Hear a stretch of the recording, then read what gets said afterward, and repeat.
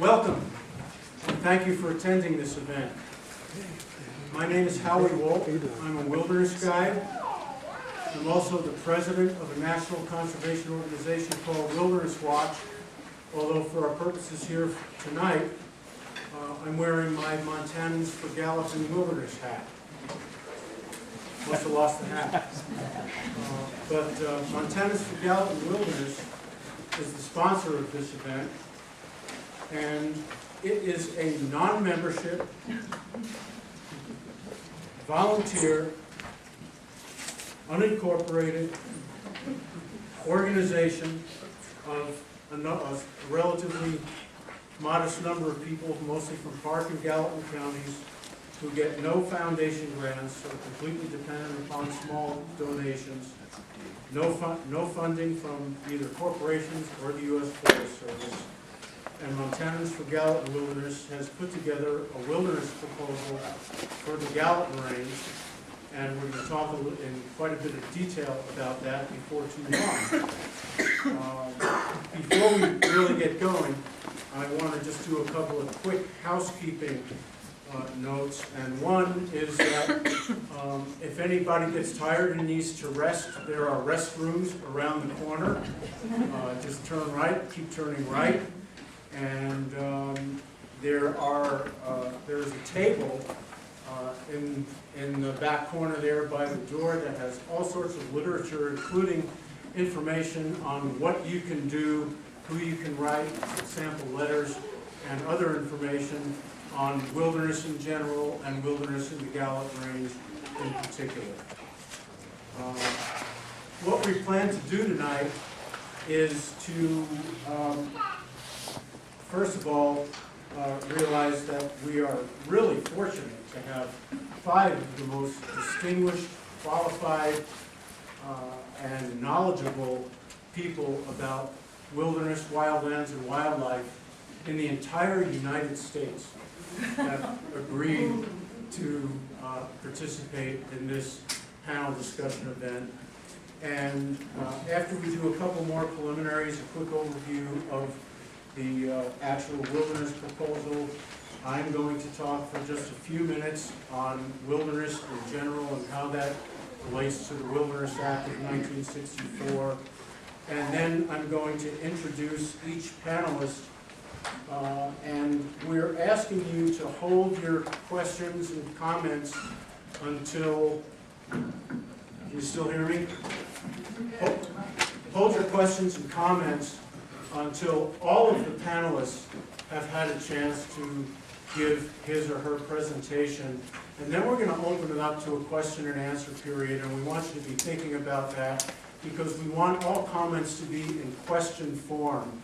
And it's up to you if you want to direct it to a particular panelist or to the moderator, that's fine. If you just want to throw it out there and let the cards fall where they may in terms of who decides to answer it, that's fine too. With that, let's see, I'm going to tell you just a brief overview of our wilderness proposal.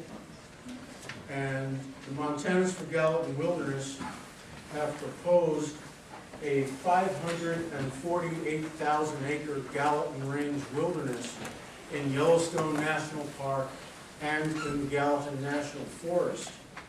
And that 548,000 wilderness proposal also comes with a wildlife conservation area on national forest lands that are outside the wilderness proposal. It includes 229,000 acres of unprotected roadless land on the Gallatin National Forest and another 318,000 acres in Yellowstone National Park. For the purposes of this get-together and for a number of reasons, including the Forest Service is embarking on a planning process for the Gallatin National Forest, we're going to focus on the National Forest portion of this wilderness proposal. And I mentioned that there's a 229,000 acre roadless area in the Gallatin National Forest, Gallatin Range, north of Yellowstone National Park.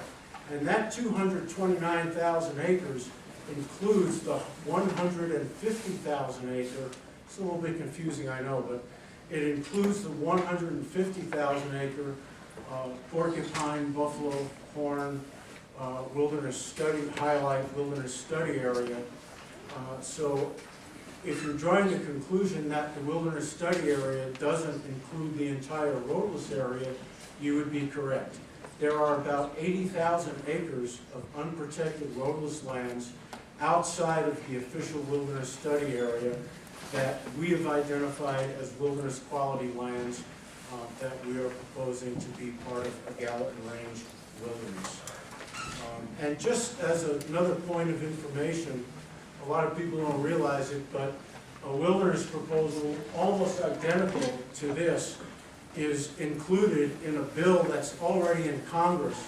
It's called the Northern Rockies Ecosystem Protection Act. It's been in Congress for well over a decade. It's House Bill 996, and it does include the Gallatin Range as a wilderness area, and it is being considered by Congress. There are at least 80 individuals, as I stand here, and organizations who have endorsed our Gallatin Range Wilderness proposal. I mentioned that we are really fortunate to have some incredibly qualified, eloquent, and knowledgeable panelists, and I'll just give you a very brief introduction. When we get to each panelist's presentation, I'll read the exact bio that they sent me to introduce them on an individual basis. But from left to right, we have, well, yeah, your left. We have Phil Knight, Dr. Lance Craighead, Dr. Sara Jane Johnson, Connie Rice, and Dr. David Mattson. Thank you all for participating in this. And before I talk a little bit about the Wilderness Act and wilderness values, there he is. I would like Mr. Joe Gutkowski to stand up and take a bow.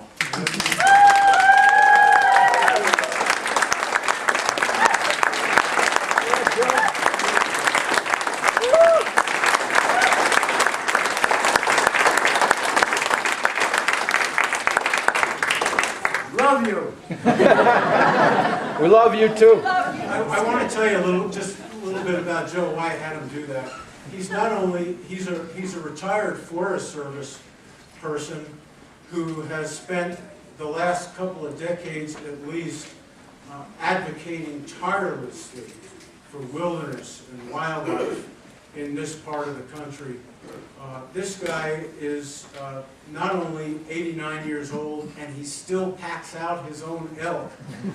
Makes my back hurt just thinking about it. But Joe is the person who, more than anyone, did all of the field work on his own time and on his own dime to come up with this boundary for our proposed Gallatin Range Wilderness. And Joe field checked that entire area, and if I was wearing a hat, I'd take it off and bow to him. Thank you, Joe, for everything you've done over the years. What is wilderness? On September 3rd, 1964, President Johnson signed into law the Wilderness Act, Public Law 88577, and it created a national wilderness preservation system. The National Wilderness Preservation System gives Congress the opportunity to designate individual areas on public lands only as wilderness areas. And to designate a wilderness area requires an act of Congress and the signature of the President of the United States. The Wilderness Act was written primarily by Howard Zonheiser, who at the time was the executive director of the Wilderness Society. And when he wrote the Wilderness Act, it's not only a really pragmatic, workable law, but it's poetically beautiful in a lot of ways. It uses terms to describe wilderness such as undeveloped, primeval, and untrammeled. Untrammeled meaning unregulated or unconfined. There's an implication there that predator and prey relationships and natural processes such as wildfire are allowed to play their role in designated wilderness areas. And the Wilderness Act also says that all forms of transportation are to be non-mechanized. Note that it says non-mechanized, not just non-motorized. And wilderness managing agencies, in other words, the Forest Service, the BLM, the U.S. Fish and Wildlife Service, or the National Park Service, are required to manage wilderness areas so that they remain unimpaired and for the preservation of their wilderness character. And I'd like to emphasize that wilderness isn't just a designation that conservationists use to thwart development, such as logging, mining, road building, and off-road mechanized vehicular travel. Sure, that's a part of it, but wilderness is a distinct entity in its own right. It's unspoiled and primeval, and I quote the Wilderness Act, an area that is in contrast to areas where humanity and its works dominate the landscape. Also, wilderness isn't primarily about recreation. Roadless areas in wilderness are not an outdoor gymnasium. Wilderness is civilization's only real baseline, and it's our best remaining chance to secure habitat for many wildlife species, especially large wide-ranging carnivores that are so important for so many ecosystem processes. Wilderness is the Earth's primary repository for 3.5 billion years of organic evolution. And wilderness is something that demands humility, the ability to put the greater good above self-interest. And it's a statement that humans don't know it all and can never know it all. In this increasingly human-dominated world, each year there are fewer and fewer areas that remain wild. In the lower 48 states, only about 2.5% of the land area is currently designated wilderness and a part of the National Wilderness Preservation System. Let's say, hypothetically, that Congress were to suddenly decide to designate all remaining public land and wild areas that qualify as wilderness areas. It's not going to happen, of course, but we might as well dream. Let's say that Congress did that. At most, only 5 to 6% of the land area of the lower 48 states could ultimately be designated as wilderness areas. How many people here have heard of the eminent ecologist Edward O. Wilson? Well, Edward O. Wilson recently said that if we're serious about biodiversity conservation, not just in the United States, but across planet Earth, that we should be looking at setting aside about 50% of the terrestrial land area of this planet as nature reserves. There's a big disconnect between that 50% and the 2.5 to 5% that we're talking about in the lower 48 states. In recent years, I've noticed, and I think a lot of my colleagues in the conservation movement have noticed, that there's a rather disturbing trend in how conservation organizations and politicians are drawing wilderness boundaries for new pieces of wilderness legislation. Wilderness boundaries are being drawn to exclude all possible conflicts, such as timber sales, water developments, off-road vehicle play areas. The boundaries are being drawn so they don't offend anybody, so that there are no conflicts. And so what we get are quote-unquote wilderness areas that are small, fragmented by off-road vehicle corridors, with amoeba-shaped boundaries and cherry stem exclusions that have a lot of edge, but minimal interior habitat. And conservation biologists tell us that these kinds of wilderness areas are very problematic in protecting biological diversity, especially when it comes to large, wide-ranging carnivores and other wilderness-dependent species. To me, that's not what wilderness is all about. That's not what real wilderness is. It's not what the authors of the Wilderness Act had in mind. And it certainly isn't what many citizens of Montana and around the United States, because after all, these lands belong to all Americans, have in mind for what's left of the wild Gallatin Range. Montanans for Gallatin Wilderness came up with a better idea, and our first panelist, Phil Knight, is going to talk about it in a little bit more detail. Phil Knight is a 30-year... Now I can read it. Phil Knight is a 30-year student of the greater Yellowstone. He and his wife, Elena, first backpacked the Gallatin Range Trail in 1991, and since then, Phil has explored the range extensively. He's devoted a lot of blood, sweat, and tears to defending the wild in the Gallatin Range and elsewhere in the Northern Rockies. Phil also co-wrote a definitive report on off-road vehicle use on the Gallatin National Forest, and is a founding member of Montanans for Gallatin Wilderness. Phil also serves on the leadership team for the Sierra Club's Northern Rockies Greater Yellowstone campaign, and with that, I will get out of the way and let Phil talk. Phil Knight.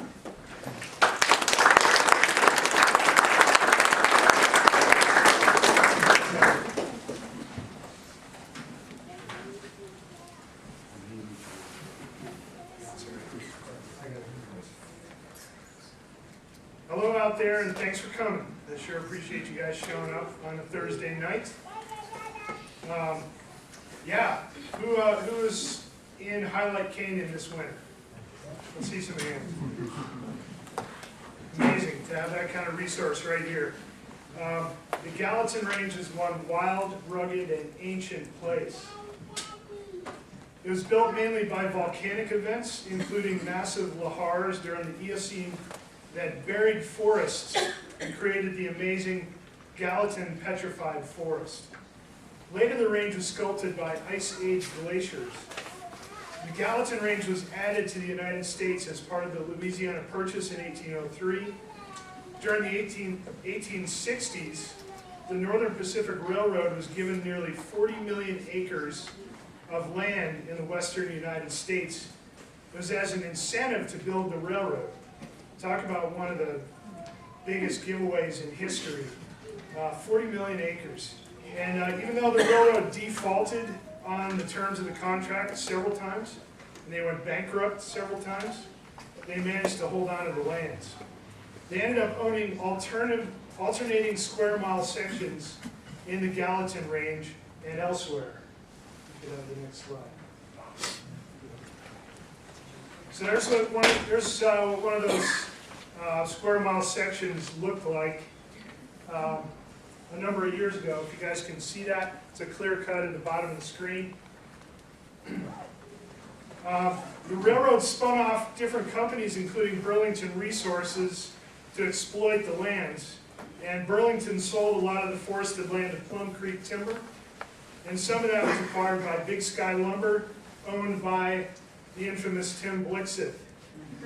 In 1958, the Forest Service set aside part of the Gallatin Range to secure the wilderness resource of the area, which was aimed at protecting mainly bighorn sheep, elk, and grizzly bears, which we still have up there today.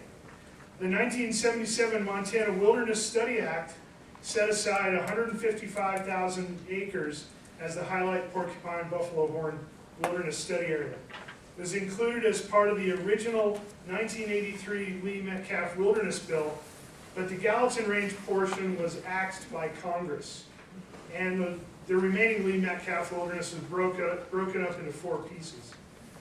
The 1986 Gallatin National Forest Plan, that's still in place, failed to recommend 1 acre of wilderness in the Gallatin Range, not 1 acre. And recreational use was then allowed to proliferate in the wilderness study area. During the 60s, 70s, and 80s, a frenzy of logging and road building spread across the Gallatin Range, both on private and public land. If we could get the next slide. So actually, what this shows is what those original square mile sections looked like in the Gallatin Range. All the green ones have been acquired by the Forest Service. Those were originally railroad lands and Plum Creek timberlands. So some of the areas that were slated for logging and road building, they were spared from development only by coordinated efforts of local organizations like Concerned Citizens for Cottonwood. A 1988 Montana Wilderness Bill would have set aside part of the Gallatin Range as wilderness, but it was vetoed by President Reagan. Thanks, President Reagan. Otherwise, we wouldn't be having this debate right now. Not to say it was a perfect bill, but at least it would have settled it. So the Gallatin Range really got the short end of the stick when it came to wilderness protection and land ownership. But the Forest Service, seeking to fix this nightmare of checkerboard ownership, they worked with Congress, especially Senator Max Bakken, to acquire private land sections in the Gallatin Range through land exchanges and outright purchase.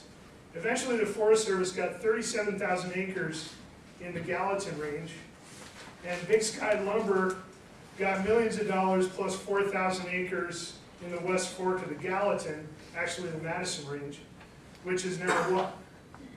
Yellowstone Club and Spanish Peaks developments. Right-o. That was public land not too long ago. Part of the Bangtail Range was also traded off to Big Sky Lumber. You see the red at the top there, Battle Ridge and the Bangtails. That's all private now. And also some remote roadless forests in the Bridger Range were traded off to Big Sky Lumber, logged off, and then bought back minus the trees. So heck of a deal for Big Sky Lumber. So clearly we've put a lot of time, effort, and money into consolidating the land in this range. Can I get the next slide? So if you can see what this is a Google Earth image of the Little Bear area of the Gallatin Range. And it shows the patchwork of roads and clear cuts that exist in that part of the Gallatin Range. That's what about half of the National Forest portion of the Gallatin Range looks like. If you've been up any of the major drainages, you've seen it. Now, granted, some of that is growing back. The Forest Service reclaimed and ripped a bunch of the roads in some of those different areas since 2008, which is a really good thing. Those are pretty much unneeded roads.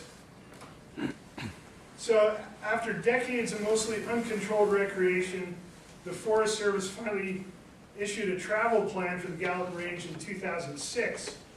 This plan was challenged by the Montana Wilderness Association, thank you, and overturned in court as violating the Montana Wilderness Study Act and the Administrative Procedures Act. So the Forest Service put out interim summer and winter travel plans in 2012, and those are still in place. In those plans, the Forest Service was forced to actually roll back some of the recreation that they'd been allowing, particularly mountain biking and snowmobiling, which created a lot of resentment. So there's a long and twisted history in a nutshell. But what's the future of the Gallatin Range going to look like? This is an irreplaceable and spectacular landscape, one which belongs to all Americans. It should be treated as the treasure that it is. I urge you to think twice about how important your recreational pursuits are and consider putting the needs of the land, the wildlife, and future generations first. You might have noticed this headline today, Growing Gallatin, over 100,000 people in Gallatin County. The days when we can do anything, anywhere, anytime are over. Sorry to tell you, but it's true. So we got to think about what's appropriate where and what kind of shape we're going to leave the land in. Suffice to say, I think our wilderness proposal gives the land, the wildlife, and future generations the best shot for a healthy Gallatin Range. Thank you.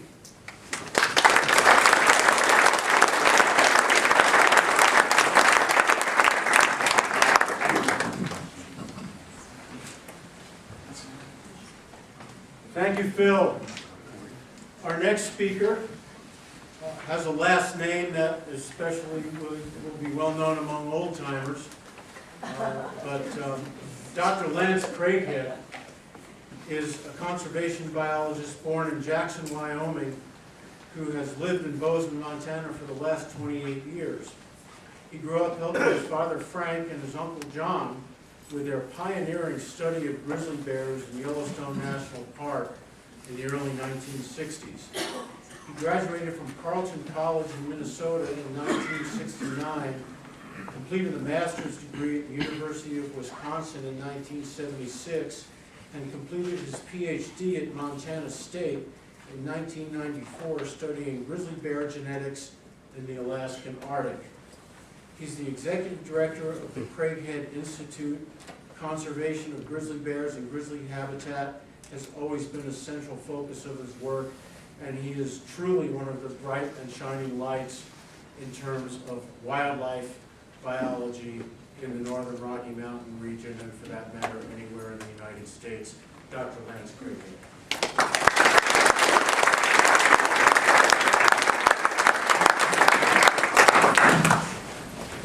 Well, thanks everybody for coming. If you could follow the chronology of my schooling, you realize I'm not a very fast student. I think I was 47 when I finally got there. Anyway, I was asked by the Lee and Donna Metcalf Foundation to do a wildlife review of the Hyalite-Porcupine-Buffalo Wilderness study area. And so what I'm going to talk about is a review of all the data and information that I could find relevant to that area. I've spent a fair amount of time in the wilderness study area and around the edges, but there are a lot of people in this room who have a much better knowledge of it on the ground.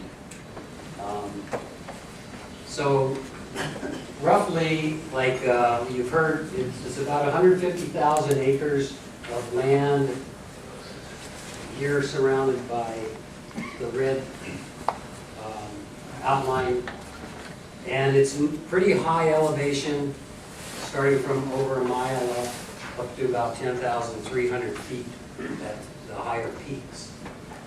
And it's kind of long, narrow, 36 miles long, and it varies 4 to 12 miles wide. And over here on the right, you can see it is mostly high elevation. A lot of it's above 8,000 feet. It's also undeveloped.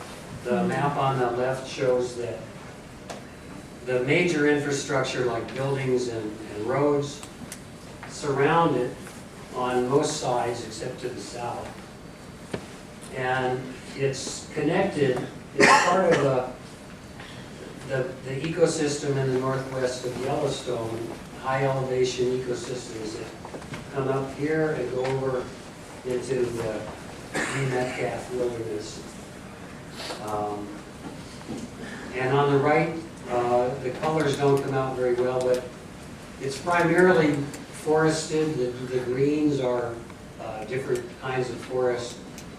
But there's this very important high elevation grassland along the Gallatin Crest that pretty much connects to other areas like that down in Yellowstone Park. It's a pretty unique area. There aren't a lot of those high elevation meadows around throughout Yellowstone. I only know of a few places like that. The primary, I guess, infrastructure within the study area are trails. There's really nothing else up there. But there's quite a network of trails, as you can see on the left.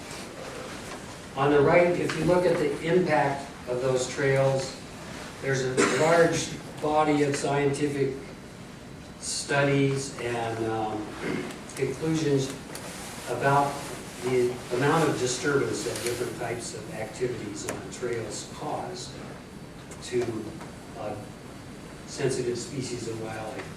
So the map on the right gives you an idea of how much area is impacted by activity on the trails. The big thicker lines are the motorized trails within the Gallatin, in the wilderness study area. And I'll talk a little bit about that later. So trails are what we're really here to talk about. Trails aren't really the only infrastructure that we have up there, and everybody's concerned about how those trails are going to be used and managed, and what's going to happen in the future. But there are trails in the along the Gallatin Crest. Oops, going the wrong way here. I love technology. Anyway, to get an idea of the importance for wildlife, we picked 7 focal species that were important in the ecosystem, were important to the public, and for which we had enough data to come up to some conclusions. We looked at bighorn sheep, mountain goat, cutthroat trout, elk, grizzly bear, Wolverine, and picus. And we also discussed a few others: frogs, toads, bison, wolf, lynx, fisher, moose, and beaver. And those are just a few of the many species that use that area. So a quick summary: bighorn sheep, there were around 200 plus in 2014. During the turn of the century, when market hunting was rampant across North America, bighorn sheep were killed off almost everywhere. Up in the Gallatins was one of the last populations remaining. So they've been there a long time. They spend the winters up high in these blue dots here. I mean, the summers up high, and the winters they come down to low elevation. You've probably seen more. I've seen more of them along the highway than I have in the mountains. We looked at also the umbrella species effect of each of these species. And umbrella species effect means how many other species are protected if you protect the habitat for that species. So out of 411 possible species that were looked at in the Mattsons, bighorn sheep provided an umbrella for 108 of those species. We also looked at mountain goats. They were not native, they were introduced in nearby ranges, and they moved into the Gallatins. There were about 180 in 2014, and they've been steadily increasing. While bighorn sheep have not been increasing, they might maybe be declining a little, but they're holding steady. And like the bighorn sheep, mountain goats are up high in the summer, but then they stay up high in the winter too. They're up there all the time. And they're also spread out in the high elevations in the north end of the range and in the south end of the range. These are some up near Emerald Lake.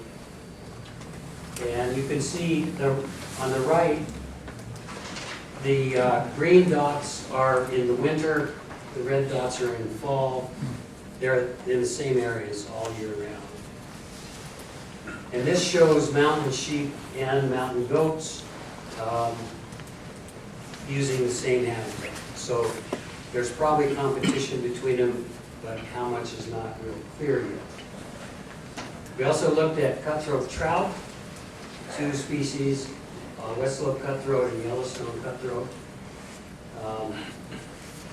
And they rely on cold mountain streams, cold water. They're cold water fish. The Gallatin Range provides a lot of cold water, and it's going to be very important as the climate moves.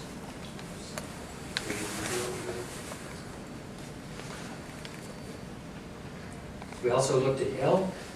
about 6,000 elk that use the area.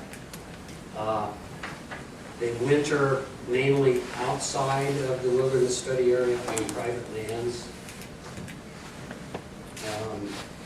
Elk had an umbrella score of 322 out of 411. A lot better than mountain sheep. And what's important for elk is security habitat, where they can get away from disturbance for calving or during hunting season. The old standard used to be about 250 acres of unroaded area. Now, newer data shows that it could be up to 1,000 acres of unroaded land is needed for elk in order to persist. There's a lot of data on disturbance from human activities, and it's pretty much common sense. The least disturbance is caused by hikers, followed by horseback riders, mountain bikers, motorcycles, and ORVs causing the most disturbance. And, okay, and all of that's in the report. A common way to understand habitat is by looking at what the habitat would be like without any human disturbance, called habitat capability, and then looking at how much it can actually support in terms of wildlife because of the human disturbance, called habitat effectiveness. So the Forest Service often will do those kind of studies, and hopefully they'll look at habitat effectiveness in the forest plan revision. We also looked at grizzly bears, who had even higher umbrella score. Bears are also greatly affected by human use by trails and roads. And this area is core habitat for grizzly bears, connected to areas for movement, connectivity. Wolverine, the wilderness study area is great wolverine habitat, primary and maternal habitat. Wolverine are not such a good umbrella species because they live where nobody else wants to. But this area is core habitat for wolverine along very important movement routes for connectivity. And pikas are found mainly in high elevations above 8,000 feet, but they come down as low as 6,000 feet in some areas. Pikas are everywhere, but they're important because they're very vulnerable to climate change. And as the climate warms up, they're going to have a hard time. I won't mention too many other species except frogs and toads that have the highest umbrella scores of anything because they need wet and dry types of landscapes. Very quickly, there are a lot of ways you can classify land, federal land. I have some tables in there. And there are ways of changing the land. Many of these, at least 3 of them, are based on science with public participation. Some others can be decreed by Congress or presidential decree, which with it's no guarantee that science is involved there. And at least 2 of these ways, if it's a wilderness designation or if it's a bill protecting it, they need to make it through Congress. And that's an important thing to think about if you look at this Congress, what might get through it. And what Congress we might have in the future, who knows? The Trump Congress maybe. Anyway, I'll zip through here. The climate studies show that the temperature's increasing, going to increase up through 2080. And surprisingly, the precipitation is going to increase a little bit too. But it's going to change the timing. Earlier spring snowmelt and decreasing spring snowpack, decreasing late season soil moisture. So if you look at this area over time, light colors indicate not much of a change in habitats. And the thing to take away from this is that the Gallatin Range, compared to other areas, is going to stay pretty much undisturbed. It's going to become a refuge for wildlife compared to the surrounding areas. So the most important thing I think in the future is that wildlife is going to be needing that area more and more as time goes on. And to look at the big picture, I was born in 1947, graduated from college in '69. The world population doubled since I got out of college in 45 years. The U.S. population, the same thing, only not quite as bad, but we're up to over 320 billion. Billion? No. My throat's getting and one effect of this increasing population is that people are going to be moving, if they can, from places that are unfavorable to better, more happy places to live. You don't have to have a war like Syria to make people want to leave if it just gets too hot. So, as you know, Gallatin County is over 100,000 now. Bozeman, Montana, the 6th fastest growing micropolitan area in the U.S. All of this is going to bring more and more pressure on the backcountry. And we really need to think hard about how to keep what we have. And I'm going to wrap this up with a little note about wilderness. Howie gave us a wilderness definition. This is from the Wilderness Act. Generally, wilderness has been looked on in the past as a place for solitude and privacy and untrammeled nature. But from an ecological point of view, it's more and more important in terms of buffering climate change, sequestering carbon, nutrient cycling, and trying to keep the plant from burning up. It's also important for scientific and educational purposes. And so I'll leave it at that. The wilderness study area is not as big as some of the showboat places like the Bob Marshall, but it is bigger than a lot of other really important wilderness areas, like the rattlesnake.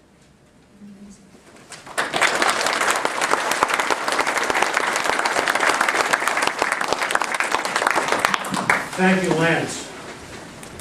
Our next speaker, Dr. Sara Jane Johnson, grew up on a ranch in South Dakota, but ended up in Montana for graduate school, where she eventually got her PhD in biology. She then had a career for the Forest Service as a wildlife biologist for 14 years, and she says this was more of an education than college or graduate school. I bet it was. Since leaving the Forest Service in 1988, she has worked hard as a wildland and wildlife advocate, and she's known as one of the most effective conservationists in the country, utilizing her knowledge and skills to successfully challenge numerous Forest Service-sponsored timber sales in the National Forest and in the National Forest of the Greater Yellowstone and elsewhere in the Northern Rockies. And many of these timber sales, I'll just add that an acquaintance of mine who is actually in the Forest Service told me that the work that Sara has done and a couple other people have been instrumental in changing the way the Forest Service looks at their timber sale program, at least on the Gallatin National Forest, to make sure that it complies with environmental laws. And anytime you've succeeded in getting a federal agency to be more careful about complying with the law, my hat is off to you. Sara Jane Johnson.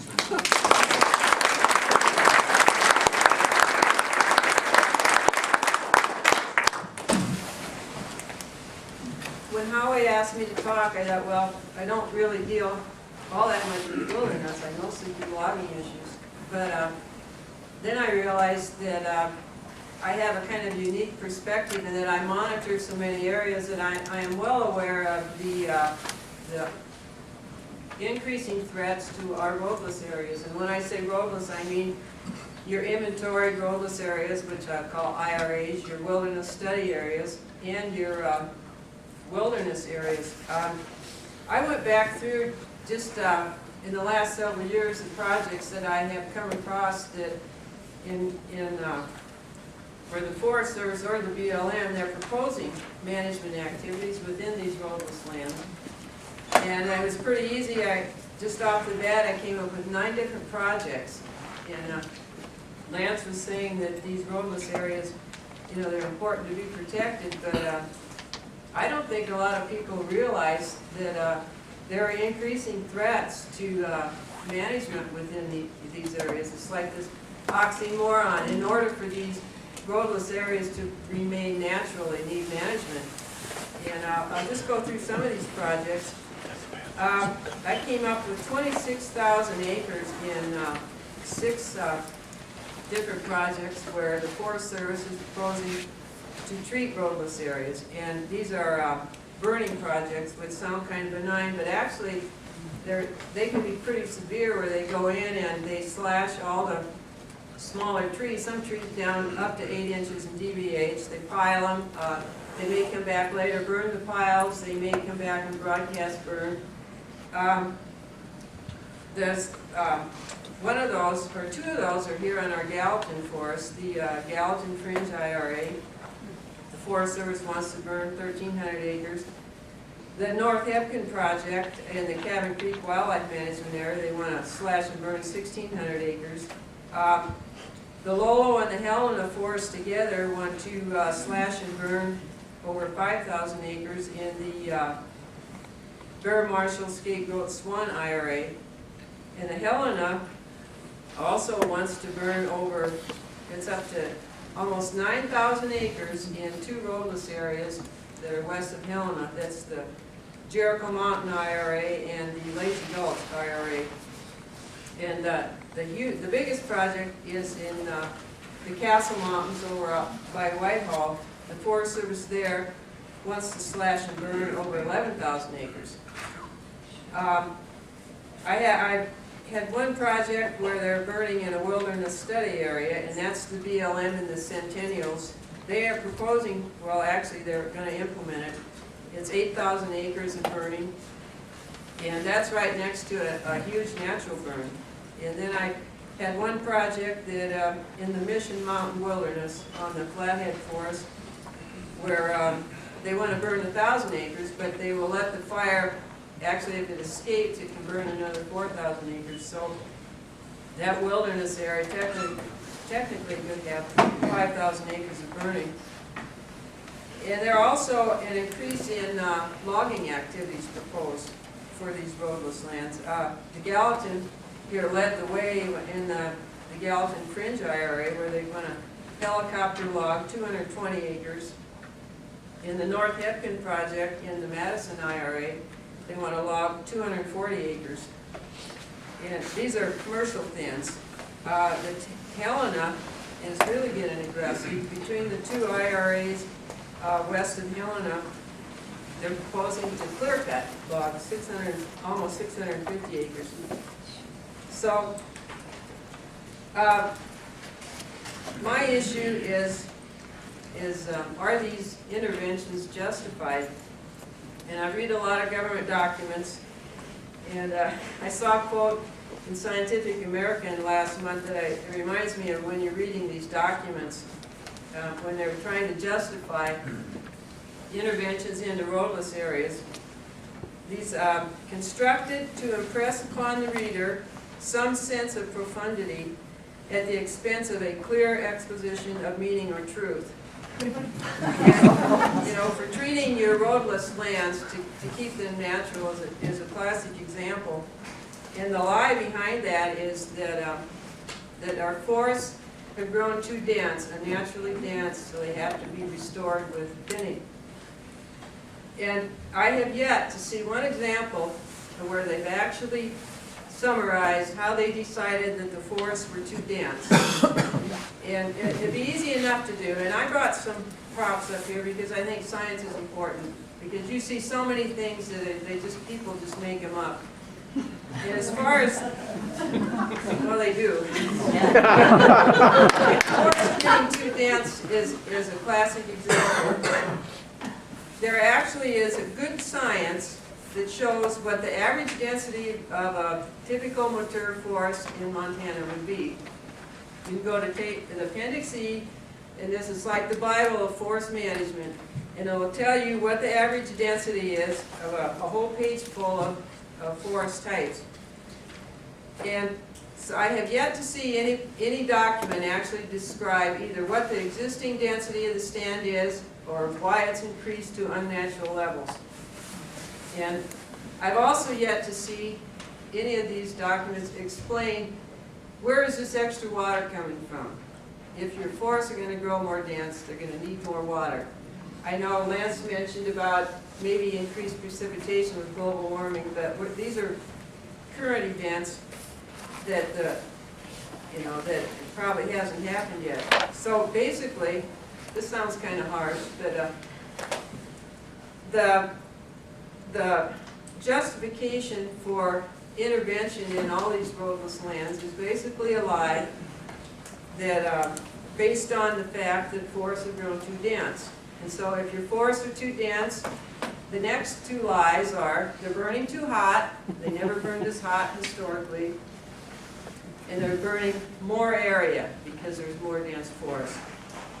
So I'm not a fire expert, but I did, being on the panel, I made some extra efforts to try to find some examples of where these forests are burning too hot. And I found a 2015 paper by Sara, and he is a fire expert because he's recently published this. It's a 2015 book on fire ecology. And in here, he actually provides 3 examples of where forests have burned too hot. And these are all in Oregon. One is burned hottest in cutover lands. The second one, burned hottest in tree plantations. The third one, burned hottest where tree plantations were dominant. So what you're getting is increased fire severity because of logging. And it makes sense because naturally you wouldn't have these broad swaths of young, highly flammable trees that go on for acres and acres, hundreds of acres, because if they burn in the wild, you'll have a mixed type of forest structure with your bigger, older trees that are less flammable. So this paper also addresses the second lie is that, you'd imagine that our forests are being destroyed with these mega fires nowadays. And I brought this just to read it because I didn't want anybody to think I was making it up. In their executive summary, they say wildfires, including very large ones for the most part, are not increasing in western forests based on published accounts. They use historical baselines. And it's almost hard to believe because you see it so often that these huge fires are burning up our forests. And I'll repeat it in their text. Despite assumptions that fires are unprecedented in mixed conifer forests due to a buildup of fuels, the biggest concern of managers in the component of large, that's a concern. They have changed little from historical times based on multiple studies. So, also, in their book, they address this other common myth, and I've heard it, you've all heard it a million times, that bark beetles are increasing the severity and frequency of fires. And in chapter 6, they have, while additional questions remain, the best available science indicates that outbreaks of bark beetles do not increase the risk of high severity fires in lodgepole pine and spruce fir forests of the Rocky Mountains. So basically, if you're using science, there is no justification for management of our roadless lands. And you could talk about, well, first of all, there's no reason to actually try to reduce fires. And there's a really neat paper that came out this year by 6 ecologists on fire management, and it includes Dr. Vicki Saab, who works in the Forestry Sciences Lab here at Bozeman. It said it's really important to manage to provide for high severity fires because there are so many wildlife species that depend on that.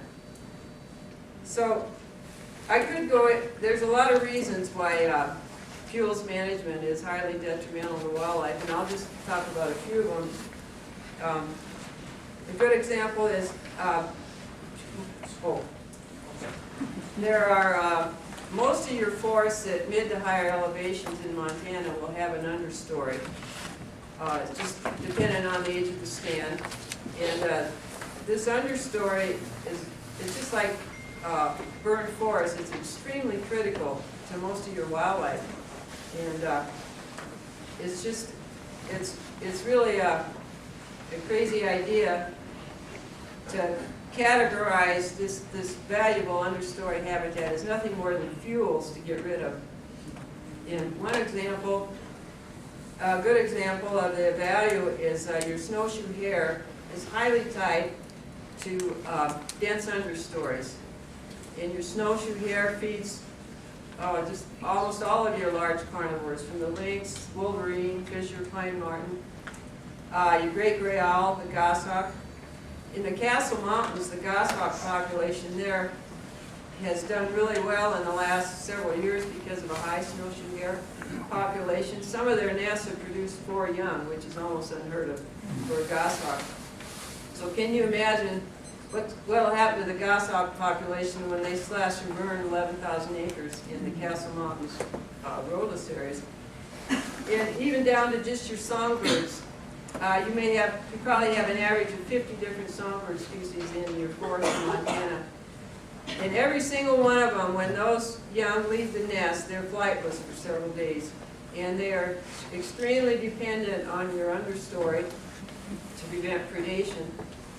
And predation is already very high in songbirds, so you don't want to be doing anything that increases that.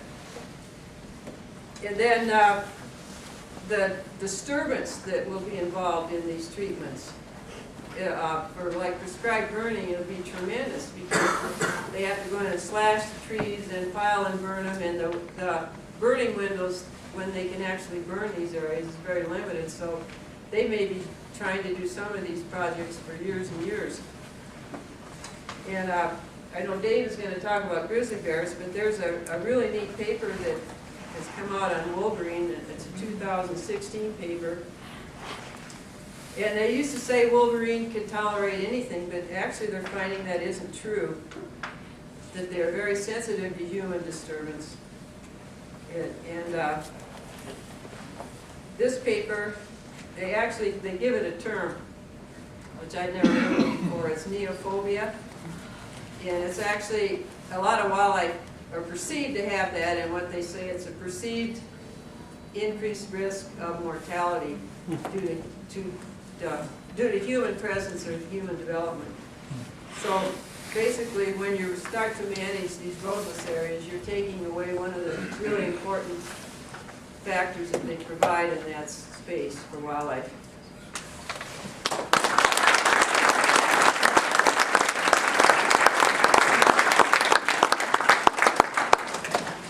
Well said. Thank you, Sara.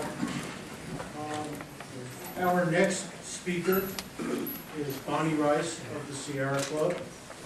Bonnie has over 20 years of environmental advocacy experience. She joined the Sierra Club's National Our Wild American Wilderness, or Our Wild America campaign, in 2010, and she's based in Bozeman. As senior campaign representative, Bonnie is responsible for the planning, coordination, and implementation of the Sierra Club's wildlife and public lands protection work in the greater Yellowstone ecosystem and in the northern Rockies. Prior to the Sierra Club, she worked for American Rivers, helping to secure wild and scenic river protections for rivers in Washington State, and served as director of the Washington Sustainable Food and Farming Network, a statewide organization promoting organic and sustainable farming. She has also run advocacy campaigns on toxic issues in previous positions at the Washington Toxics Coalition and for Greenpeace. Bonnie Rice.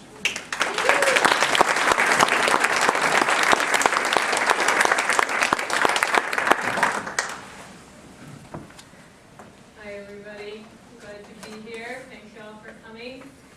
So Sierra Club has a long history of working to protect wild places through wilderness and other designations and in getting people outdoors and involved in advocacy efforts. From our founder, John Muir, who believed that people who directly experience wilderness firsthand are much more likely to protect it, to David Brower and our involvement in passage of the Wilderness Act, to our more recent successes in passing wilderness legislation. We've been working for over 100 years to protect America's special places. Through our outings programs, including Military Outdoors, Inspiring Connections Outdoors for Urban Youth, and our long list of national and international outings, we're inspiring people to enjoy, protect, and explore the planet.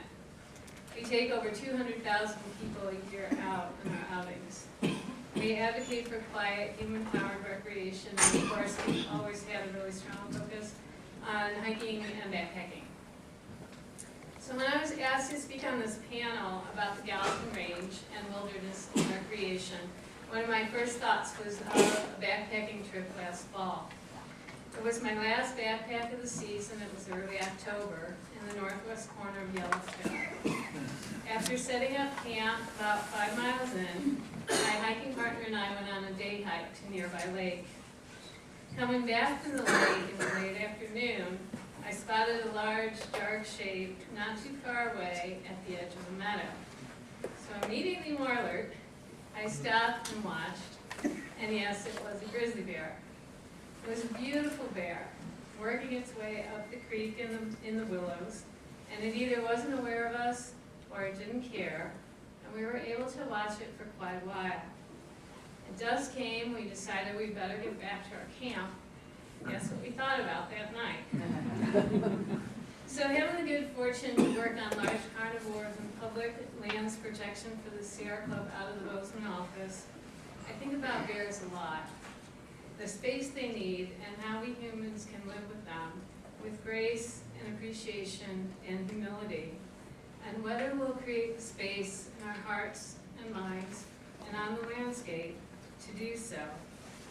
The bear that I saw in the park last fall, if it was a male, has a home range of about 300 square miles. He might have been a transboundary bear whose home range includes lands north of the park border in Gallatin.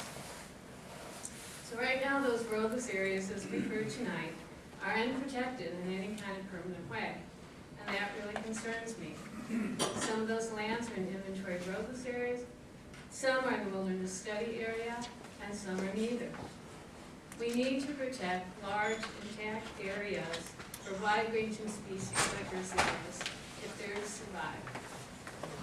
To me, preservation of the wildlife on a given landscape is an intrinsic component of the preservation of wilderness character and the wilderness that it speaks to. There is no more beautiful or powerful symbol to me of wildness than the grizzly bear, and I want to make sure that they can roam both inside and outside the park long after I'm gone. So I was glad that I was moving really slowly that day and paying attention, or I might not have seen that bear. As we've heard tonight, and I know others are going to speak about more, different types of recreation have different impacts. They impact land and water, and wildlife differently. Suffice to say that we need large intact areas with as little human disturbance as possible. If I look at the predictions for the county, we've heard tonight that last year we passed over 100,000 people in the county. And we've all seen the articles in the paper. Phil mentioned one that was in the headlines today. But in the next decade, about another 32,000 people are projected to move to Gallatin Valley. So it's roughly the size of Helena. By 2034, the estimates are that the valley's population will be around 165,000 if the current trends continue. Because the Gallatin Valley is now known, as the article stated, as an international destination, a recreational mecca, and a high-tech industry hub. So what does that mean for our beloved backyard, with that many more people living and recreating here? And for the species like bears and lions and elk that were here long before we became the last best place and got discovered. It means a lot more pressure on the land, and on wildlife, and on the resources that we all depend on. It means a large human footprint, and it means that we have to be ever more thoughtful about our individual and collective impacts. Or we could lose the very things that make this place so special, and we could lose it very quickly. So all recreation, we know, impacts the land and water, the soundscape and wildlife. How can we in our growing numbers be least intrusive to all of those and to other people wanting to experience solitude and wildness, natural sounds, and moving more slowly? As Ralph Waldo Emerson famously said, adopt the pace of nature. Her secret is patience. We need places where we can get away from our increasingly frenzied, fast-paced, constantly connected, high adrenaline lives, far from the sides of roads and motors, where we can slow down and really see and experience what's around us, and actually hear natural quiet. And within that, if we're really lucky, maybe the howl of the wolf. To know that there are places that we can always go, where future generations can go. To have these things, that is a gift the wilderness is our nation. We also need to think about allowing space for other species. Today, grizzly bears occupy less than 2% of their historic habitat in the lower 48. This is one of only a tiny handful of places that's still wild enough where grizzlies can survive. How do we weigh our increasing demand and desire for more and more access and types of recreation nearly 24/7 against their needs for big, wild places? We all know that protection of the Gallatin Range has been a contentious issue for a long time, and many of you in this room have been here a lot longer than me. Know that way better than I do. All the people projected to come here that I mentioned earlier, as well as those of us that are already here, bring our own perspective as a result of our beliefs and life experiences on what wild means to us and how it should be protected. It's not going to get any easier, no surprise. It will most likely just get harder as the valley's population grows and there's more and more pressure for outdoor experiences and access. I believe the time is now to permanently protect this landscape and to protect as much as is possible through wilderness designation. That's what will keep it intact for future generations and for the grizzly bears, wolves, pikas, elk, and all the other wild species that call the Gallatin Range home, which have their own unique and inherent right to exist on this landscape too. Thank you.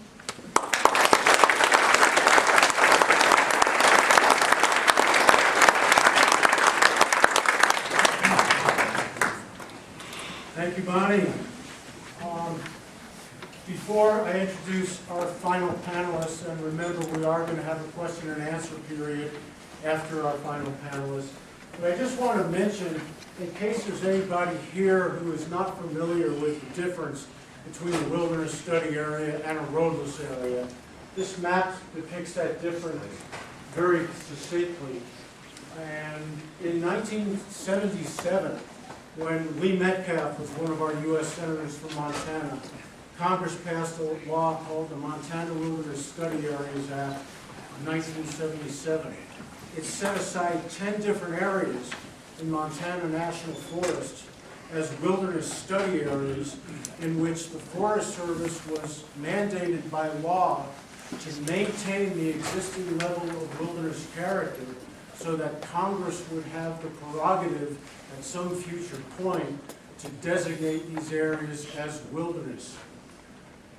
Unfortunately, that legal mandate wasn't always followed by the agency, and I'll also mention that in 1977, when that law was passed, was before mountain bikes were even invented, and I believe it was also before what we now call four-wheelers were even invented. And so that's a whole nother aspect of this that we don't have to go into detail right now. But I mentioned earlier that the roadless area north of the park encompassed 229,000 acres of relatively pristine, unspoiled, roadless habitat, and that's depicted by the heavy red line. The pink area in the middle is the 150,000 acre Porcupine-Buffalo Horn Hyalite Wilderness Study Area that was designated in 1977. But again, as you can see, our proposal for the Gallatin Range includes some of the lower elevations around the fringes of the official wilderness study area, and some of those areas are really critical from an ecological standpoint. Our final panelist is Dr. David Mattson, who has studied grizzly bears, mountain lions, and the peoples and institutions involved in conservation since 1979. There's actually a rumor that Dr. Mattson's great-grandfather on his mother's side was a grizzly bear. Yeah. It may have something to do with why he bit me when we first met this evening, but I don't think there's anything to that.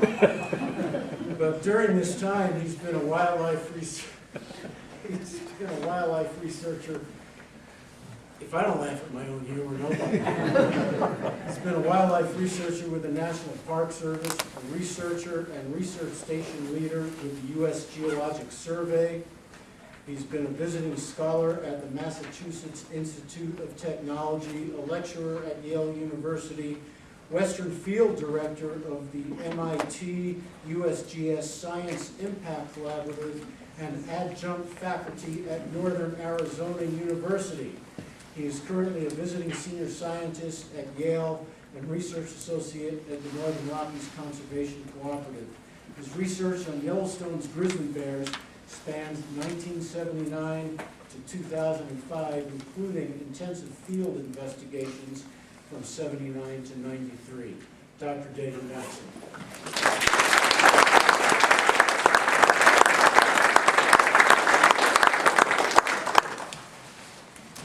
So actually, this is the truth, it's not a rumor. My granddad killed the last wolf in South Dakota, so I guess I'm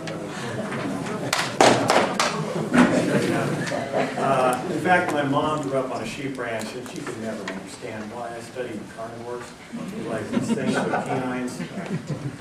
Anyway, she loved me dearly despite that. And I have to confess, being here as well as a stand-in for Louisa Wilcox, who is currently in the hospital recovering from having her third complete joint replaced, which is a function of having abused her 120-pound frame with 80-pound packs for far too long. So hopefully she'll only have 3 artificial joints, not 4. In any case, I don't know how far down you had to go on the list of replacement. You're at the top of the list. Anyway, probably should have left off with Bonnie, because I'm probably going to be a little bit too techno-geeky for you. I tend to be that way, or a little bit too abstract perhaps, but nonetheless, here's what I have to say. So starting in the late 1970s, I tried to get my head around the idea of wilderness dependence in wildlife. In fact, I wrote an article in the late 1990s co-authored a book chapter with John Hendy for a book on wilderness management, focused on the notion of wilderness dependence in wildlife. And one of the results of that work was we came up with 3 broad categories of wildlife, where predictably they were going to be more dependent than not for maintenance of populations, more dependent on wilderness than not for maintenance of populations. The first category were these ungulates that undertook long-distance migrations, like white-eared cob in Africa, Mongolian gazelle. The other category was mega-herbivores, elephants, rhinos, hippos, Cape buffalo, maybe bison. And the third category, of course, was large carnivores, including grizzly bears. Now, I need to make clear up front that wilderness can mean something different to these wildlife than it means to us. When you think functionally about wilderness for these kinds of animals, it doesn't come encumbered with all of that philosophical, historical baggage that we bring with it. It just simply comes down to large landscapes where there's a very light human footprint, where there's not much in the way of human infrastructure, and where the odds of encountering a person are low. Importantly, that's not because any of these animals are intrinsically unable to live with us. There are individuals of all the species that I've mentioned that can be highly tolerant of us. There's nothing intrinsically impossible, as I said, about that for any of these animals. The reason why they're dependent on wilderness, the extent to which they're dependent on wilderness, has to do with us. And it has to do primarily with our tolerance for the demands they make on us. Our willingness to live with them, abide them, what we bring in our heads to that relationship. And importantly, the extent to which that translates into the rate at which we kill these animals. And that matters because when you look worldwide at the reasons why, say, the mega herbivores and the large carnivores die, it's because a human kills them.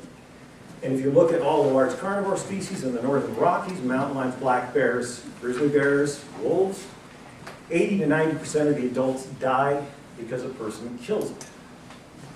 So that interface with humans is critically important. And again, that proclivity on our part to kill them as a reflection of our tolerance of them and the demands they make on us.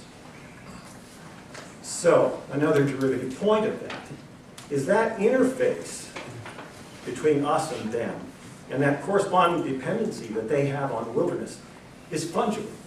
It's a negotiable boundary. It can be greater or it can be lesser. I mean, think about the roadside bears, the roadside grizzly bears in Yellowstone Park, where you have bears that are highly tolerant, where they're exposed to literally thousands of folks at close quarters over the course of the summer. Now, the important thing, though, is that these the people that they encounter under those circumstances are enthused about seeing those bears. They're excited. They embrace them. And they don't have large caliber firearms that are loaded. Moreover, there's usually a bear ranger on the scene, making sure that these people don't do anything stupid that will precipitate that aggressive response on the part of the bears, even a bear that's highly tolerant of people. Eventually you'll pass that boundary. But then we have the other extreme, which is all too commonplace. In fact, it was prevalent in most of this early part of the 1900s, certainly the 1800s. Still prevalent in places. It's where we have a significant number of people out there with, for lack of a better word, a really bad attitude about large carnivores. They're not willing to change how they behave. They're not willing to secure their garbage. They're not willing to modify how they raise livestock. They're not willing to modify how it is they even move around in the woods. For whatever reasons that might be.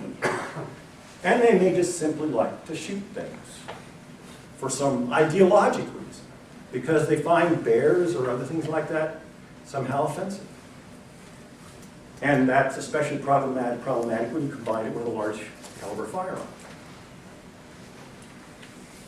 An important point here, though, is that where you have a significant fraction of people that fall in that category, most of their impacts are concentrated around roads and trails, where they have opportunity to get back into those areas that are otherwise remote. Unfortunately, it doesn't take very many of those people. What I'm talking about is this phenomenon I call human lethality.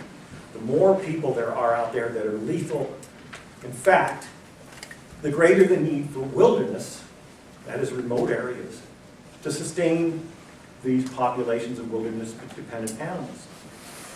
So there's a trade-off there, but at some point, it gets intractable.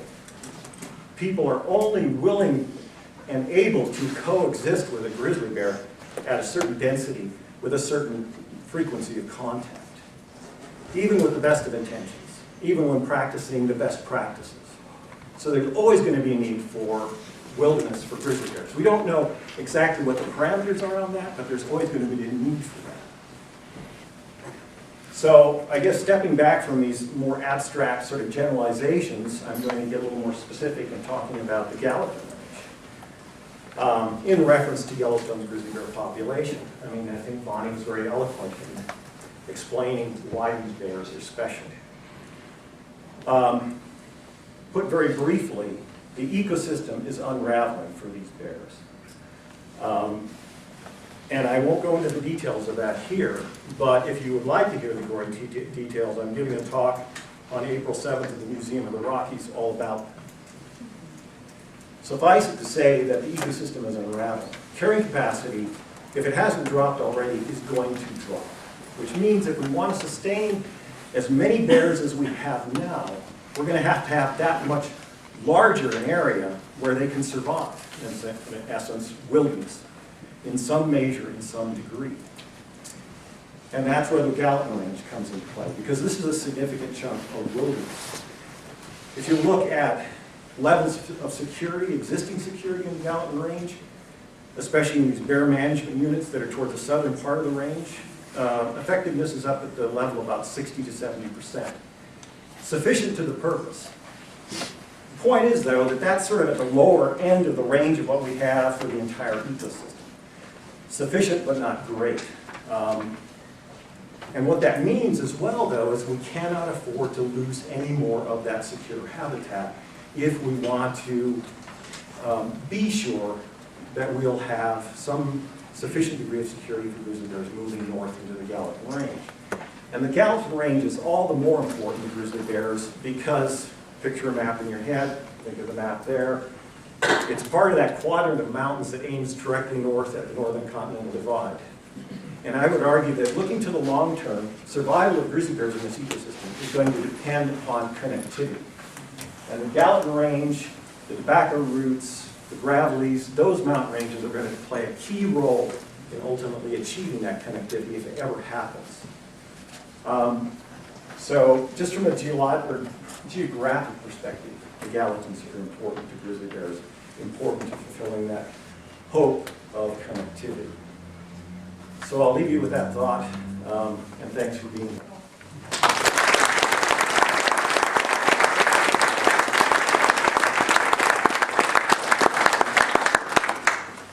I realize, looking out at this audience, that there is a tremendous diversity of humanity and its viewpoints here.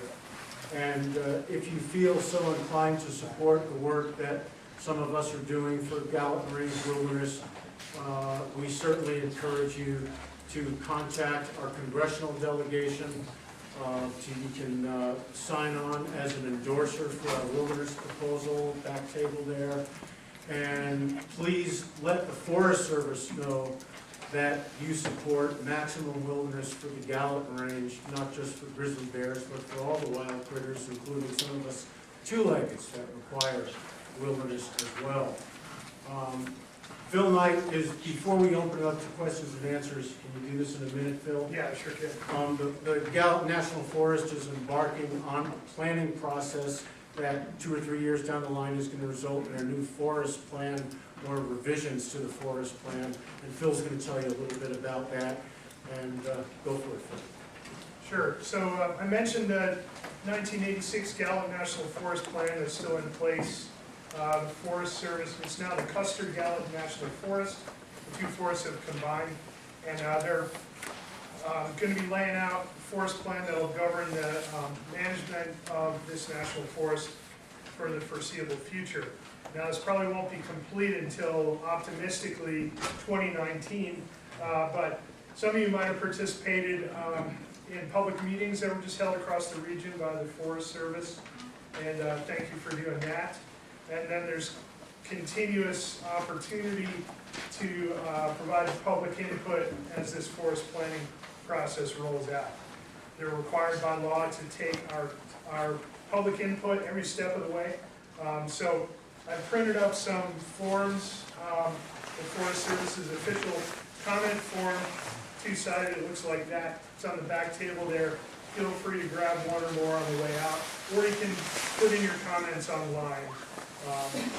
And that'll help them, it'll help steer what your national forest is going to look like in the future.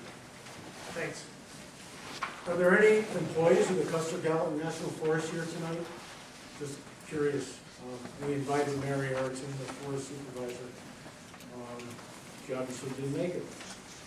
Questions and answers. The only ground rule, and I'll repeat this, I mentioned it a while back, is that put your comment in question form. You may want to direct it to one of the panelists or to the moderator, or you don't have to. You can just float it out there and let whoever wants to pick up that ground ball and throw it to first base do it. And please state your name and optionally any organization that you're representing, but you don't have to do that. And try to be short and to the point, and we'll try to be the same with our answers so we can field the maximum number of questions. Yes, sir. My name's Donnie Black. I actually had the experience of being a seasonal wilderness ranger on the Bridger Teton Forest in the late 70s. I lived in Jackson. In Bridger Wilderness, quite a large wilderness area, as many know.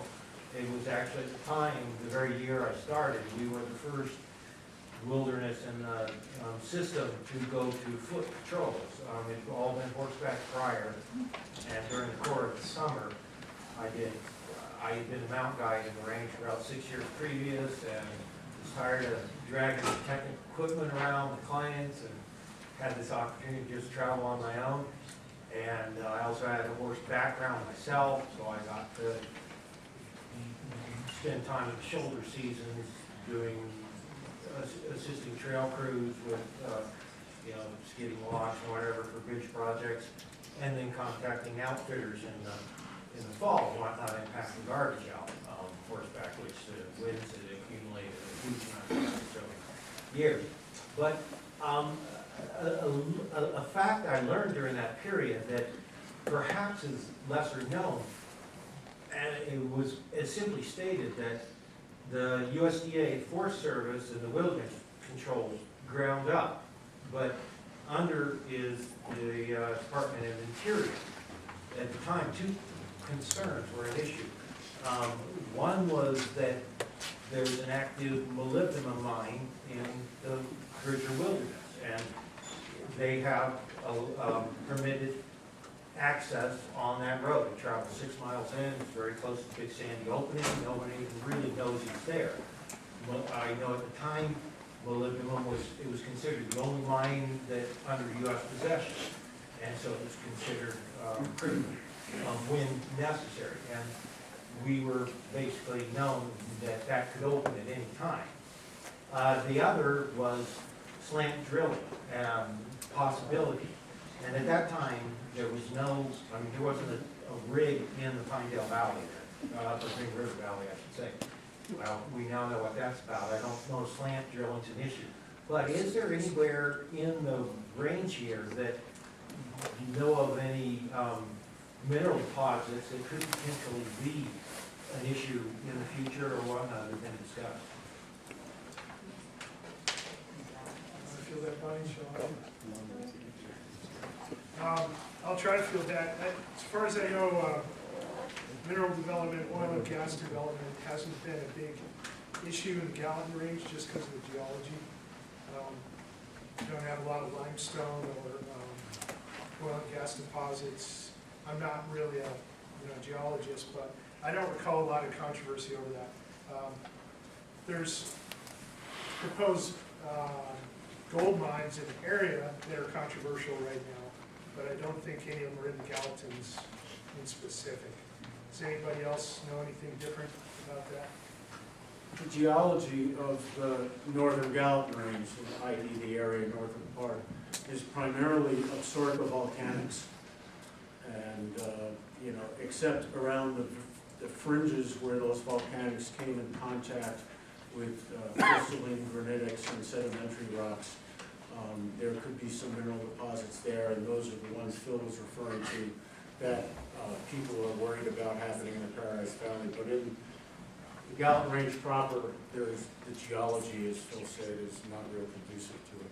One less thing we have to worry about. Thanks for the question. Yes, sir. My name is Roscoe Cronkis. I'm a resident of Montana for well over 30 years, and the Gallatin Valley for over 10. You guys did a good job of your files and that. The question I have, or a couple of questions, is could you guys just go through real quick and just tell us where your residents are, where you live, your name? I live in Tom Minor Basin, Minor Basin. which is in the Paradise And if it's too Valley. personal, that's fine. I'm just curious if we've got. My wife and I run a wilderness backpacking outfit. Bozeman for 30 years? Bozeman? Oh, Three Forks. so you're taking all from the Bozeman area? No, Oh, okay. Paradise Valley.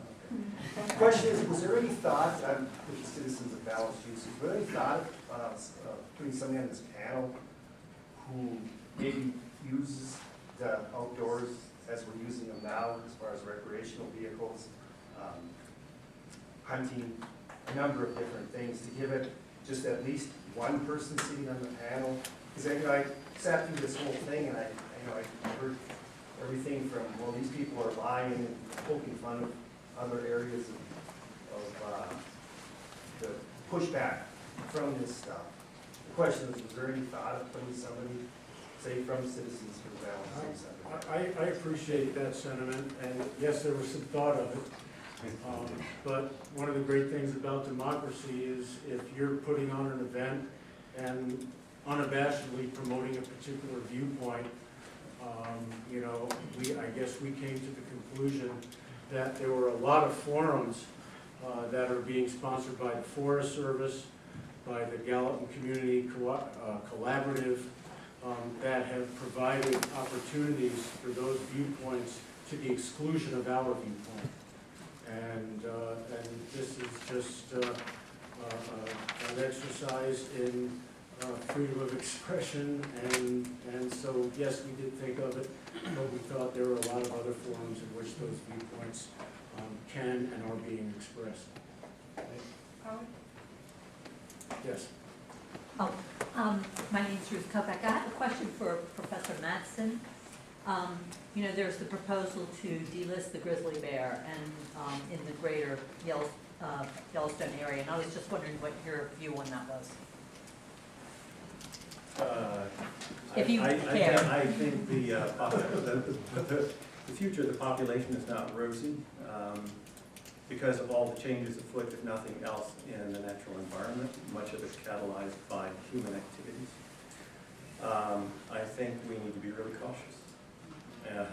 However we undertake that. And the concern is that we have no higher rate at which bears are dying than we have now. However we can do that, I think is going to be really good if we want to be sure we're going to have grizzly bears around for the indefinite future. Thank you.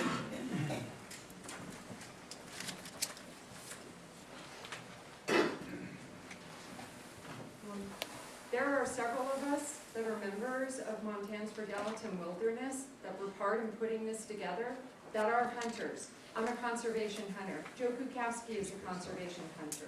we do participate in our outdoors in wilderness from that perspective as well. I just wanted to let you know, this wasn't just from an environmental perspective. We recreate. We're subsistence hunters. Yes, sir. My name's Bob. Dr. Johnson talked a little bit about this trend that we've been seeing in Montana, especially in Helena and Missoula, with logging proposals being used. The watershed, have to protect the watershed as the latest justification.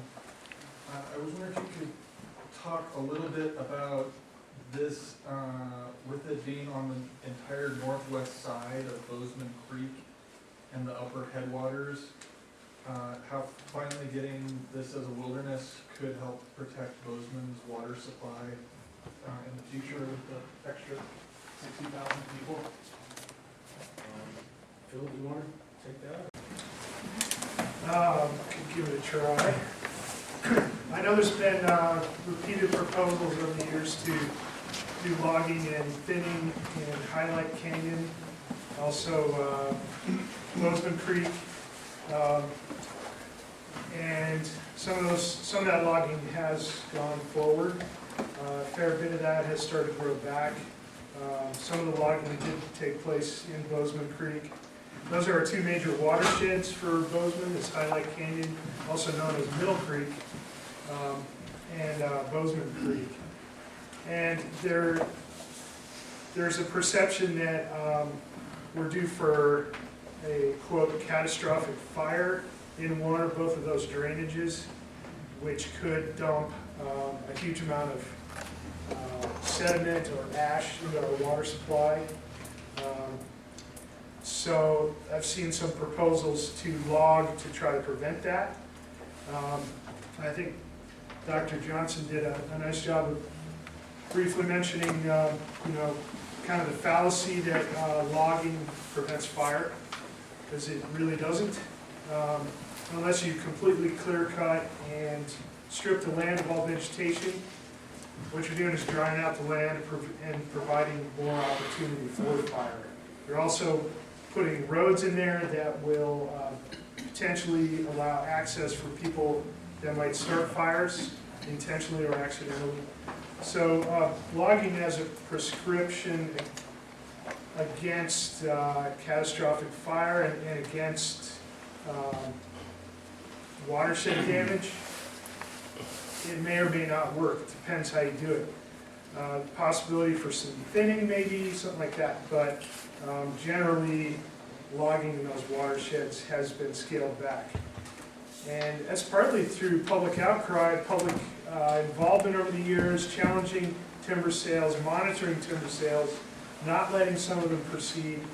So we'll see where it goes in the future. But hopefully, protecting as much of those watersheds intact as possible will protect our water supply. The water gets nicely filtered by an intact old-growth forest. You couldn't ask for a better water filter. I'll just add that there's a tremendous amount of science out there that shows more and more that thinning forests don't reduce fire danger, and that the best way to maintain a watershed for clear, high-quality water is to leave it alone. And that's not just me talking, that's good science. I was hoping George Worthner would be here tonight, but I don't see him. George Worthner is one of the preeminent experts on fire ecology and this whole subject of the myth of the forest being overgrown and too thick. And if you Google him, he's done a tremendous amount of research and citing scientific studies that pretty much say exactly what Dr. Sara and Phil just said. What was his name? George Worthner, Wuerthner.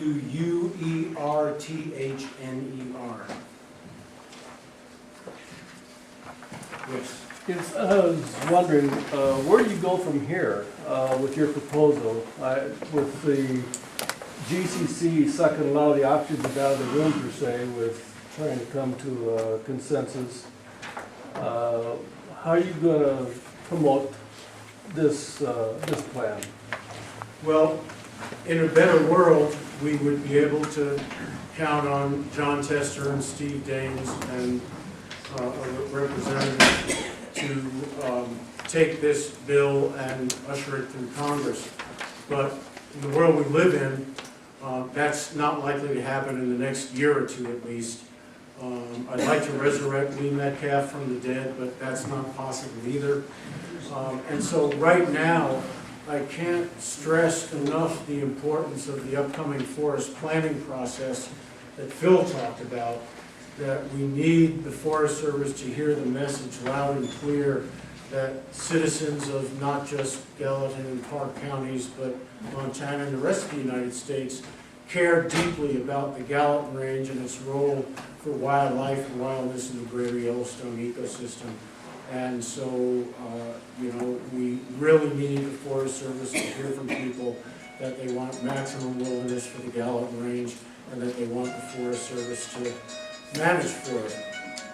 It is still important to build that congressional record because I don't have a crystal ball, nobody here does. We don't know what the politics are going to be like 3, 5, 10 years from now.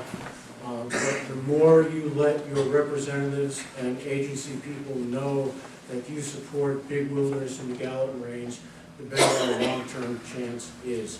It's a long-term proposition, and I believe we founded Montanans for Gallatin Wilderness 11 or 12 years ago. Was it that long ago? Yeah, it's been at least a decade. So you got to be in it for the long term. And there is a piece of paper that Marilyn is holding up there on what you can do. It's got a couple of sample letters, addresses of our elected officials and Forest Service people where you can land. You had your hand up first back there. Thanks. My name's Brent, and I kind of got a question. Hopefully each one of you can answer it. There was a statement that you made that said you guys are trying to achieve as little human disturbance as possible in these areas.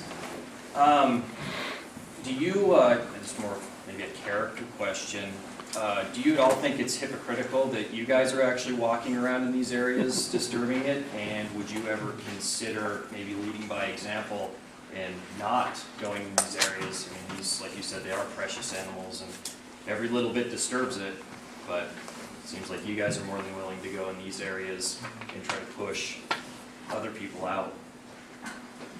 Well, personally, I've spent a fair bit of time in the Gallatin Range working on documenting the impacts of various kinds of recreation. So by my presence there, I was trying to help protect it. And also taking other folks out to enjoy the landscape. If you don't have people out there seeing it and enjoying it, then they're not going to give a damn about it. And that includes myself. And so, no, I don't have a problem with going out into the wilderness. If I suddenly discovered that, I was chasing all the wildlife out, and maybe I would stay out. But we don't have that concept of management in this country. In Russia, they have a nature reserve called the Zapovednik, where no humans are allowed. I don't think we want to see that kind of thing here. I don't claim to be separate from nature, but I don't think it's hypocritical to take a hike in the woods. At the same time, you're trying to protect it. I think Dave had his hand up. He wanted to address that as well. Oh, yeah, I don't know how you were thinking you were representing what I was saying. Oh, no, you actually didn't say that. It was the gal in the light blue. You were the one. But I guess I would like to indirectly comment, but getting back to try to highlight a point I was trying to make, which I think that as much as anything, it's about what we bring to being out there that matters, especially insofar as the things go that I care about. And just by way of illustrating that, we live over in Paradise Valley, and we live actually in a drainage up into the Absarokas, and we have a bunch of goats. Some mountain lion, actually I just saw a mountain lion killed this morning. We were lion drug a deer from one of our pastures out down into the creek, which is great. I probably would love to see something like that. So we killed, there was a lion that killed a couple of our goats. And what we took away from that, unlike other, having studied mountain lions, having been around people who have lost livestock, rather than calling up wildlife services or calling up Montana Fish, Wildlife and Parks and saying, we got a problem, come get rid of this lion, or whomever, or inviting a houndsman onto our land to go kill a lion, we decided we should just simply lock up the goats. Would solve their problem. So I think it's not as stark.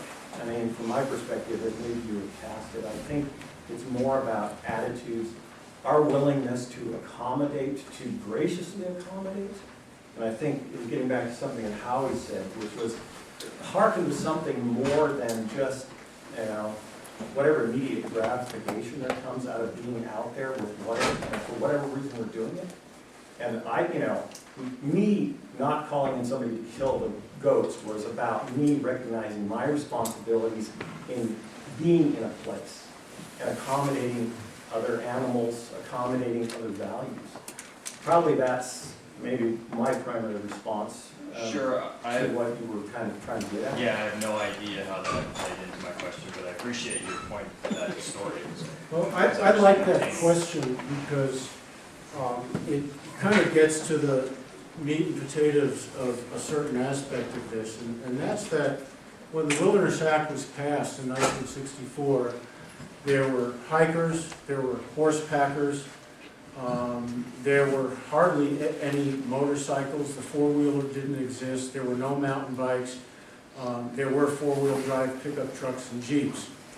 And in these areas that have remained wild, you have, kind of a baseline of foot and horse traffic that by their very nature are restricted to moving across the landscape pretty slowly. And I think what you're looking at is how does that differ from people who want to ride a four-wheeler or a mountain bike? Me personally, or a it's my snowmobile. family and mountain biking, And- we and have pedal bikes, so that's. Right, and I guess from my perspective is, once you start adding to that existing mix, it's gonna put more and more pressure on the wildlife, and that's why the Wilderness Act drew a line and said, no mechanized forms of transportation. And I'll also add that there are 400,000 miles of existing constructed roads in our national forest system, and that about 55 or 60% of the acreage in the national forest system isn't even classified as roadless or wilderness study area, so it's not even on the table in terms of potential wilderness.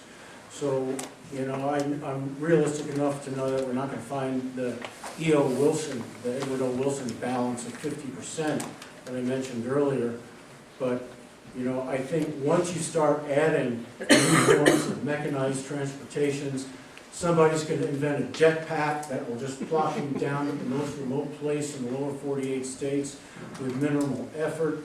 And so, I appreciate that. We all have an impact, even by walking in with a pair of binoculars to go bird watching, but there's degrees of impact. And it starts increasing radically when you start adding mechanized transportation to the equation. So I get, and if they want to answer this, certainly can, but it's just. Yeah, I think, and I mentioned in the beginning that, being with the Sara Club, of course, that's part of what we do is get people to explore the outdoors and get people out there. But I think, we're always really intentional in how we do that. And I think there are different aspects like we've been talking about in terms of recreation and what impacts those are. So from my perspective, I think that these days it just seems like we want to have access to everywhere. And I think we just need to think about, do we always have to go everywhere all the time by whatever kinds of means that we can get there? And that there are some places maybe where we should just let be. So you would stay out then? I will, Right on. I would just also say, there's a lot of variation of impact. And I spent a lot of my time in the backcountry just avoiding places because I've seen wildlife there he hasn't seen me, and rather than try to go get a picture, I'll just leave him alone and go somewhere else. And I wouldn't have any, I mean, I avoid places altogether because I don't want to disturb things. I've hunted from my mountain bike. The faster you go, the more noise you're making, the harder it is to know what's going on around you and to give animals a chance to, not be disturbed. Gentleman in the back there, hold his hand up for one. Jeff Mount, Livingston, Montana. The Gallatin National Forest has been my backyard since 1970. Been a former Gardner resident, been from one end of it to the other, on the Paradise side mostly, but I've also been on the Gallatin side. Love to recreate in the area. A proponent of wildlife. And I guess I came here today, well, I guess we're supposed to ask questions. My first question is to Phil Knight, because I got here late.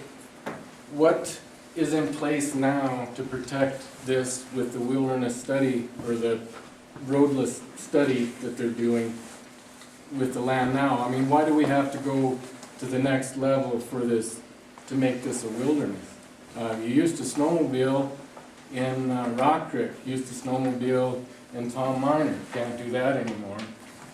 And I understand that, just because of the things that were said here today about the population and people intruding into the wilderness.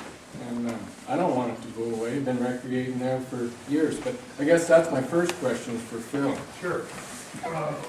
Well, currently it's a wilderness study area. It's 155,000 acres. And the original intent of that was eventually Congress would decide to make it a wilderness or not. It isn't permanent protection, it's interim, and it's probably been in that status for too long, creating a lot of controversy for one thing. Can it remain in that status? Not indefinitely. I guess it could, if Congress fails to act, but it leaves the Forest We got a lot of Service. that right now. Right. Yeah, they act like they're going to act, but they don't actually act. So it's a limbo. It's a strange limbo that it's in. It's kind of like purgatory. What is going to become of the land? And we'd like to see the decision made eventually. And it probably will be one way or the other. We could end up with a bill that just completely eliminates the wilderness study area without designating it as any kind of wilderness. That could easily happen by an act of Congress. So we're hoping it'll go the other way, obviously. But you also have some roadless lands surrounding it that are in even a worse limbo because they're inventoried roadless areas and they're protected by this sort of nebulous Forest Service directive that says they have to keep roadless areas roadless. Now that could change any time too, by a Forest Service directive. So, and it put the Forest Service in an awkward position because they allowed a certain amount of recreation to proliferate just by default. All the snowmobiling, mountain biking, off-road vehicles that were in the wilderness study area. Then all of a sudden along comes some conservation groups that said, wait a minute, you're violating the Wilderness Study Act with too much impact on the land, and the judge agreed. The court agreed and said, you've got to roll back some of this recreation. And so in a way, it was really unfair to the recreationists who, I rode my mountain bike in there. I've ridden to, Ramshorn Lake. There's my admission. It was in the 1980s on a 45-pound steel frame Diamondback. So you've got this situation where you had a bunch of recreation get started and people got used to it. Now they've had to pull it back in one form or another. So something's got to get resolved. Yeah. The next one was for Sara. I know there's been a lot of studies on fire and the advantages of fire. Actually, there's a lot of ranchers that use prescribed burns and fire, and there's a lot of scientific study that shows that it improves habitat from the songbirds that were mentioned, on up through Underland. Have you read any of those studies, or are you familiar with any of them? Well, I've never seen a study that says prescribed burning benefits on birds. There is. I'll try and find it for you. Okay. Basically, you're burning out habitat. You know, the less habitat is, the better for wildlife. And then these prescribed fires, they don't replicate wildfire. Well, and that's part of the next thing I wanted to add is the wildfires that you've had in this particular area that you're designating wilderness. I think it was earlier said that there's a climate change going on. I think we can all agree with that. We've had some big fires in this area. A lot of it's old growth fir trees, and a lot of it is on forest, that has Forest Service trail systems that are on it. And I guess the point I'm trying to make, if you make that wilderness study area, you're not even gonna be able to get in there with your backpackers, because it's stacked in there like cordwood, the trees that are falling over. And, Well, if you've been to Yellowstone, you know that a lot of that burned in 1988, and those trails were cleared pretty shortly after. They use chainsaws on that stuff too. They use chainsaws in a lot of it, but there's plenty of areas in the National Forest System, the Bob Marshall and Silver Bitterroot, that have burned, and the Forest Service has used primitive tools. That's kind of a whole nother thing, what kind of tools you use. But, yeah, nature is sometimes inconvenient. And, it's up to us to adapt, because we've adapted nature to us over about 95% of the planet.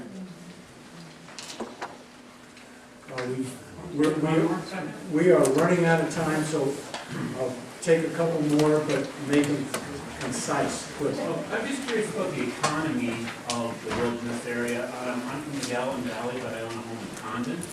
And so I deal a lot with the locals. I spend a lot of time in the community up there, and I've learned a ton that, Sealy Lake is a dying community. All of that area through there, they're really a dying area, and they surround the bog. And I'm just curious what you guys, if you take an area like this, what do you guys consider about economics, like taking an area like this, turning it into a wilderness? Compare it to some other ones. And how does that affect this town that's supposedly growing and bringing in all these wonderful people, and all people like yourself that moved here? And then you look at some other areas in the state that have this beautiful wilderness area, but they don't have an economy that can sustain anything.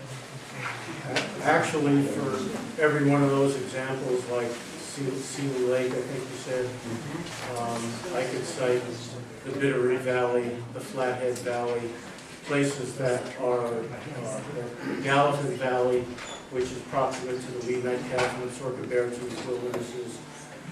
Studies show that areas that are proximate to large tracts of healthy wild country, in general, and there's always exceptions, but in general, they have healthier, more diverse economies than areas where the economies are dependent on one or two types of resource extraction. And Dr. Tom Power at the University of Montana has done a number of studies depicting that. I'm not going to dispute anything you say about Sealy, but in general terms, healthy wild landscapes create healthy human economies. There are quite a few studies by Headwaters, economics in Bozeman. I understand the studies, Yeah. but if you look at the communities, Lincoln, you go through that, all of those areas, it's easy to study studies, but right now, you can just look at all of those communities, and they're failing.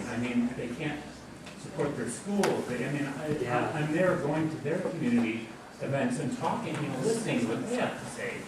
And these are all communities surrounding a large wilderness area. The Headwaters studies bring in a bunch of other factors too.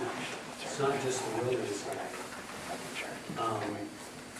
Access to the internet, a major airport, major highway system, none of which contours. I'm just curious And the how the university- economics are brought into this. That's a good question. I'm trying to think of what was that. It's 9 o'clock, and I want to thank everybody very much for coming here, for being polite, civil, and intelligent, even when you didn't agree with what the panelists were saying.